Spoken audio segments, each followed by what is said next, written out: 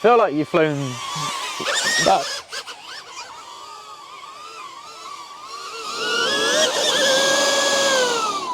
I was about to say, I feel like you've flown this before, but nope. It's a lot more reliant on the pilot's skill level and the amount of hours they've put in, whereas this, you can pick it up and in 5 minutes we're flying it. It's beginner friendly, but it limits itself down the line. So if you wanted to move on to bigger stuff, that you wouldn't be able to use that. I'd be quite scared of using that with anything more substantial. Yeah. Right, you'll have to show me how to set this up. So, so you haven't flown it at all yet? I haven't flown it at all. Okay. Once click, then hold down. Yep. Comes on, then once click to hold down, and that's to turn on. Maybe best to get up a tutorial.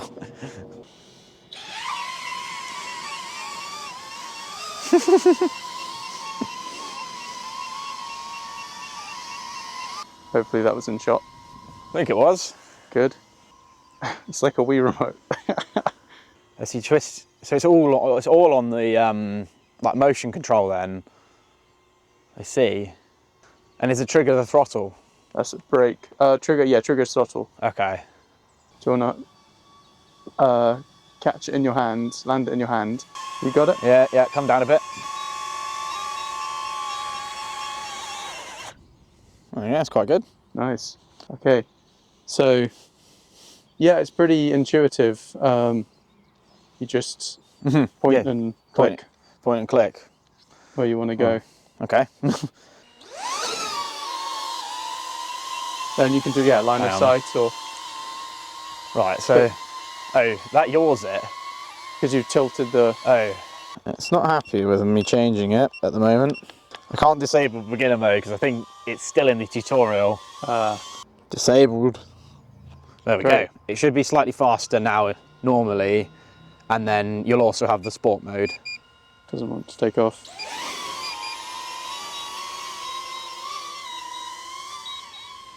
There you go, that's a bit nippier. Manual mode on this would be a nightmare.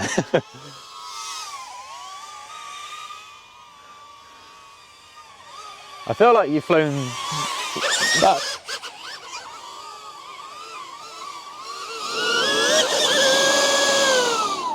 I was about to say, I feel like you've flown this before, but nope. You're quite good with the motion controller. Yeah, it's surprising. It's so different to what I've used before, like completely different.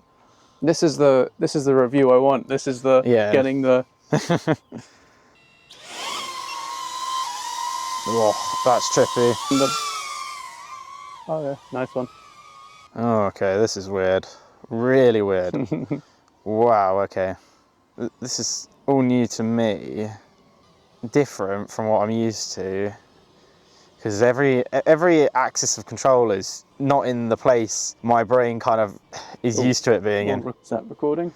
Yeah. Yeah, that's recording now. Nice. It's got the blinking red dot. Yeah, yeah. Perfect. If you can get a shot of us doing a circle around us, while still being in view, that would be really cool.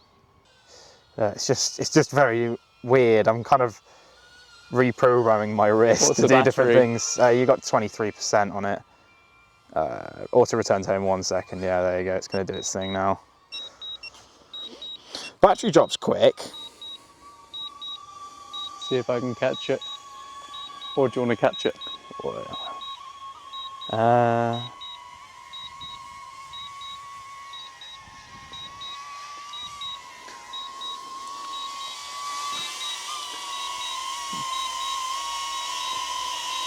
Let it do its thing. See what it does.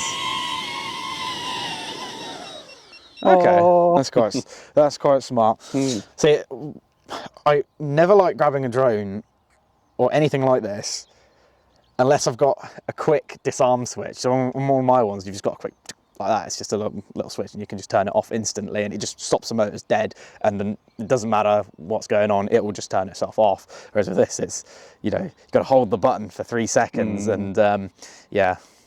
So you get for human error, chopped up fingers in the process. So I don't know, but to be fair, this one's not that bad because it's all caged up. So it's not as much of a problem. But as you saw earlier, when it was bouncing off your leg, Yeah, I was like, it's like, oh, okay. And then you imagine if that's like hasn't got caged guards props on so, it. Yeah, yeah, it could be interesting. Yeah. But Finger salad. You wouldn't do much damage with that, but it'd sting. I tell you that. But I'll tell you what, you have a spin, see what you think. Out of 10, sort of on maneuverability. What, compared to one of the proper 5-inch race drones? Doesn't compare. It's It not doesn't in the really same category. compare. No, it's not the same category. It's very difficult to compare because it's like nothing I've ever flown before. Yeah. I'd be able to tell you, well, I'd be able to give you a better idea if I had a proper remote and I could fly it around. Yeah. But with that, I can't, do flips and rolls. I can't do a quick punch out and mess around with it.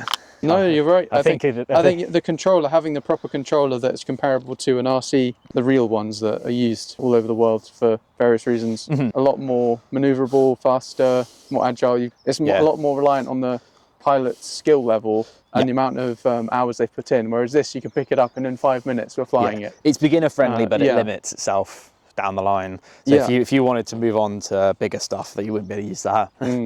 I'd be quite scared of using that with anything more substantial. Yeah. It's an interesting take on it. It is just, it's like a Wii remote. That's the way I describe it. It's just a Wii. But little Wii. You take it up, see what you think. It's a bit more, you do a bit more with it now that it's in the faster mode.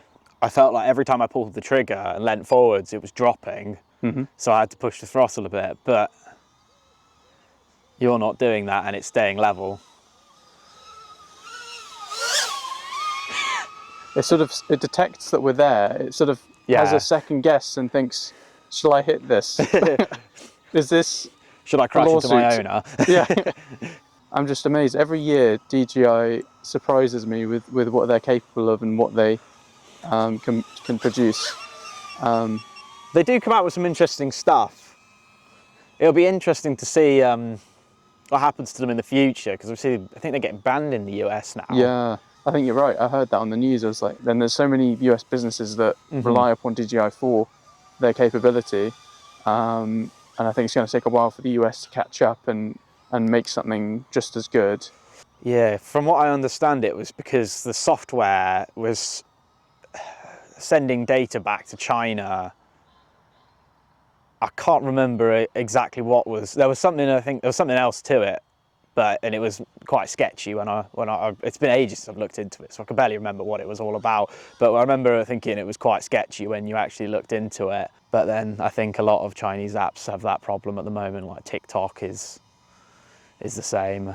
It flies well. I could see it not liking any more wind than this, because even in this gentle breeze, you can see how it sits. It's got to just hold its position. It's got quite a lot of roll on. It's hard to get good shots with it. Yeah, I kind of got it into a state where I had a nice orbit going and it was tracking, but I struggled to start it again. Yeah, I'm trying to do what you did, where you did a little loop. Well, I tried to do that again straight away. Like as soon as we put it into the fast mode, I tried to put it in that again and it just didn't work. Really, just couldn't make its mind up whether it wanted to yaw a bit or like roll a bit, and then it kind of was doing one or the other, and then it started going forwards. I think because you don't have any sort of like physical thing in like a stick or something, you've got kind of no reference point, and you can keep kind of adding roll on, but it limits itself, so you end up kind of rolling your hand over more and more against the stops, and then you end up just with like this, your hand pretty much on its side, and it's quite odd. You seem to have got it though. It's under 250 grams, is it? Yeah. Yeah, so it's in that class which basically has no rules. I can't remember what the categories are. It's been ages since I did any of the drone stuff or looked into the rules at all. Yeah. So as a helicopter pilot, how does your skill set transfer onto drones? Because remember you said you started learning how to fly drones initially before you became a helicopter pilot. It helped understand like small things like the sort of control logic. It's not that the controls are not the same, but if you have a drone in a manual mode, it's similar to how a helicopter behaves, basically. You know, if you put the stick over to the side, it will just go over like that, and that's the same with the race drones in manual mode. So there were some things that sort of transferred across, and like, you know, I kind of understood how it would behave, but the visual spatial awareness, the way I suppose it helps, doesn't it? Some parts of your brain exercise more than say someone who probably didn't touch drones at all. So arguably, this is my point being. I think it gives you a bit of help with it. With a few hours on a simulator, I could be a helicopter. No. Bit of a different animal. Yeah, very different. And then you're also dealing with the fact that now you can. Okay, so if going from drones, you don't feel anything at all, and then when you're in the actual machine and you feel everything, it can be a bit more overwhelming because First you had adrenaline in you, you're thinking, you've got your life in your hands, and you've got the other people behind you. You've got an instructor with you until for quite a while usually. So yeah, by the time it gets to the point where you're out on your own, you're not nervous at all. Well, maybe your first solo you're a bit nervous, but you know. And you said to me you flew out engineers to oil rigs. Yeah, I used to. How was that? It was good fun. Big machine, very complicated machine, S92. But yeah, it was an interesting job. It's awesome to go out to the North Sea and see what's out there, because you don't realise it, but it's like a city out there. You know, on a clear day you can just see hundreds of oil rigs, hundreds of vessels. It's they're just it's a bit of another world. Yeah. It's cool to see. It's cool to see. The job itself, you know, can be a bit boring sometimes because you are just sitting in the cruise for 2 hours over the ocean. So there's not much to look at, and you do spend a lot of time just staring at the inside of a cloud. I prefer my current job. Keeps a bit more varied. Get to meet some interesting people. So thank you very much for your time today, Phil. Yeah, it's no problem. God, I didn't know. I should have known I couldn't get interviewed. For me, my pretty. So the problem is, I sit here every time you ask these questions. I'm like having to think of the answers and try and make it. I almost like second guess myself every time like you ask me a question, even though like the simple ones. I'm sitting there just like knowing it's on camera makes you go. Yeah. Does that sound about right?